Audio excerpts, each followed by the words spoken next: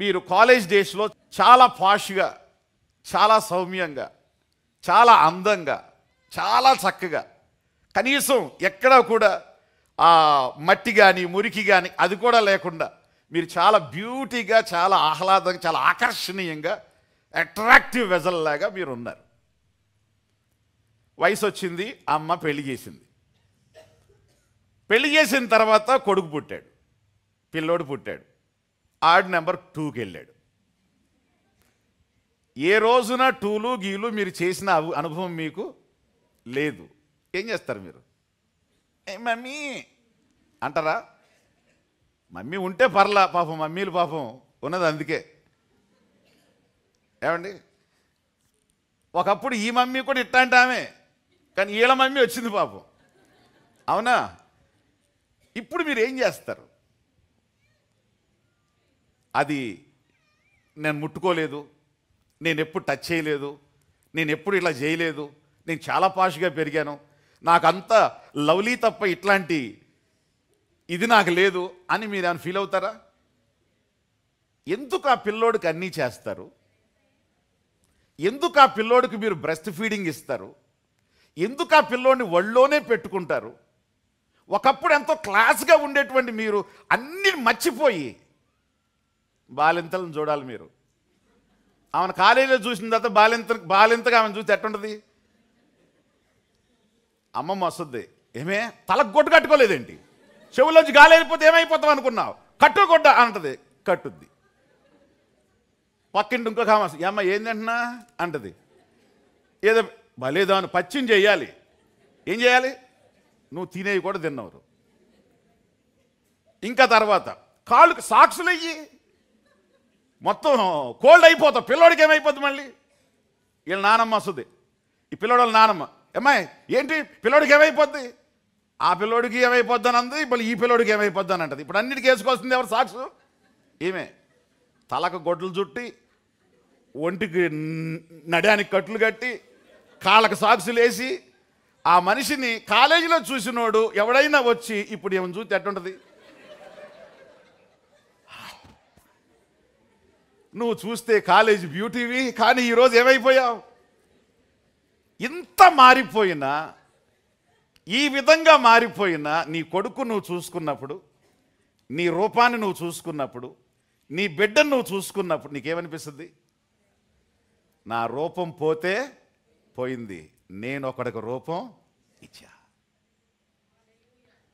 నా రూపం పోతే పోయింది, నేను ఒకడికి ఇచ్చాను. ఆ రూపాన్ని చూసుకొని నువ్వన్నీ మర్చిపో.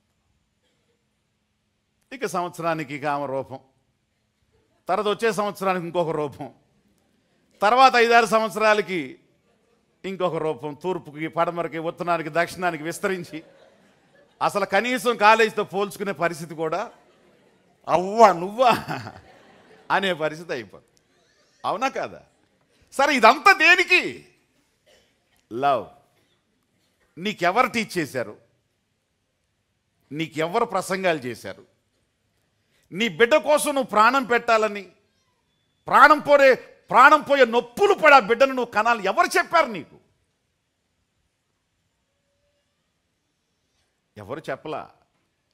నీలోనే ఆ జీన్స్ ఉన్నాయి, ఆ ప్రేమ ఉంది. అది టైం వచ్చినప్పుడు, నీ బిడ్డను కనేటప్పుడు అది బయటకి వచ్చింది. దేవునికి స్తోత్రం, దేవునికి స్తోత్రం. మీ ఇంటి దగ్గర తిరిగే కుక్క, దానికి ఎవడు టీచర్ లేడు, దానికి జ్ఞాన వివేకాలు లేవు. మీరు పడేసే అన్నం తినేటువంటి కుక్క, అది అది అది కన్న 6-7 పిల్లల్ని అది పాలిచ్చి ఊరంతా తిరిగి అది అన్నం తిని ఆ పిల్లలకి ఇది బక్క చిక్కిపోయి దాని రిబ్స్ బయటకు వచ్చేస్తున్నా కూడా ఆ పిల్లల్ని ఏం చేస్తుంది? చక్కగా పెంచు. దాని మీదకి ఏదైనా వచ్చిందంటే రాక్షసులాగా దాని మీద పడిపోద్ది, దాన్ని కాపాడుకుంటుంది. జంతువుల దగ్గర నుంచి, పక్షుల దగ్గర నుంచి, ఇవన్నీ కూడా వీటన్నిటికీ లోన ప్రేమ ఎక్కడి నుంచి వచ్చింది చెప్పండి? ఎవరు బోధించారు వీళ్ళకి? No one. న్యాచురల్ అనండి ఒకసారి. న్యాచురల్. పుట్టిన ప్రతి ఒక్కటి కన్న ప్రతి ఒక్క దానిలోంచి ఆ ప్రేమ ఏం చేస్తుంది?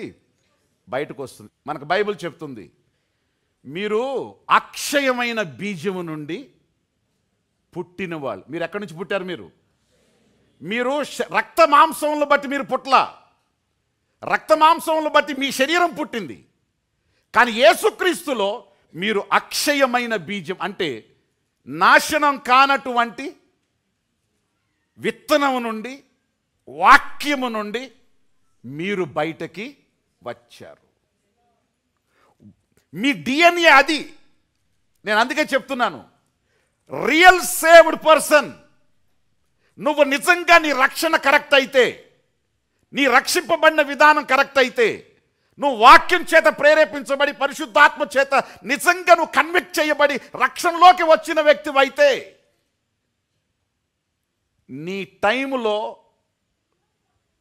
దానికి బిడ్డ పుట్టినప్పుడు చావాలని ఎట్లా అనుకుందో, దానికి బిడ్డ పుట్టినప్పుడు దాని ప్రేమ బయటకు వచ్చి అది శల్యమైపోయిన బిడ్డనెట్ట పెంచుకుందో, అది బిడ్డ పుట్టినప్పుడు కడుపులో తీసి అది ఎట్లా పెట్టిందో, నీ టైం వచ్చినప్పుడు నీ ఫలాన్ని, నీ ప్రేమని, నీ సంతోషాన్ని, నీ దీర్ఘశాంతాన్ని, నీ ఆశా నిగ్రహాన్ని నువ్వు ఆటోమేటిక్గా నీ సందర్భం వచ్చినప్పుడు చూపిస్తావు.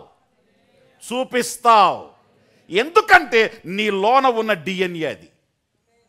నువ్వు ఉన్నటువంటి సహవాసం ఎవరితో ఉన్నావంటే, నువ్వు పరిశుద్ధాత్మతో ఉన్నావు, వాక్యంతో ఉన్నావు, దేవునితో ఉన్నావు. నువ్వు యువర్ సీడ్ ఆఫ్ గాడ్. నువ్వు దేవుని యొక్క విత్తనానివి, లేకపోతే ప్రభువు యొక్క చెట్టువు. నువ్వు ప్రభువు చెట్టువు కాకపోతేనే డేంజర్. ఎన్ని సంవత్సరాలు చర్చకొచ్చినా, ఎన్ని సంవత్సరాలు వాక్యం విన్నా మాకే మార్పు కలగట్లేదు. ఎన్ని సంవత్సరాలు వాక్యం విన్నా మనసులో కనీసం ప్రేమ కాదు కదా, దాని దోమ కూడా రావట్లేదు. ఎన్ని సంవత్సరాలు వాక్యం విన్నా విశ్వాసం అనేది కలగట్లేదు. ఎప్పుడు చూసినా అదే నిరుత్సాహం, ఎప్పుడు చూసినా అదే అవిశ్వాసం మాటలు.